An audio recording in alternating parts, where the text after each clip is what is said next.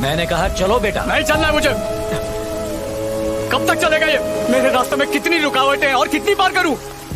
बार बार कोशिश करता हूँ, हिम्मत जुटाता हूँ, पर जब कुछ मिलना ही नहीं है तो कोशिश करूँ ही क्यों मैं कभी कुछ नहीं बन सकता। एक कदम भी बढ़ाता हूँ तो मुंह के बल गिरता हूँ। मेरे लिए वो टीवी सेंटर का जॉब भी बिल्कुल सही था। इस दुनिया में मेरी औकात ही क्या है? सुबह उठ के दांत घसो, दोपहर में दारू पियो और रात को पड़ जाओ।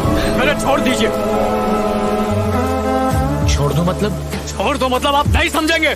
मैं नहीं समझता या तो मेरी जनरेशन में हमसे गलतियां होती थी, लेकिन हम उसे छोड़ते नहीं थे। छोटी से छोटी गलती को भी ढूंढ ढूंढ कर निकालते थे, उसे ठीक करते थे, फिर आगे बढ़ते थे। लेकिन तुम्हारी जनरेशन में यही प्रॉब्लम है। अगर कोई चीज या कोई इंसान या कोई सपना पसंद न आए तो उसे वही छोड़कर दूसरी राह पर निकल पड़ते हो।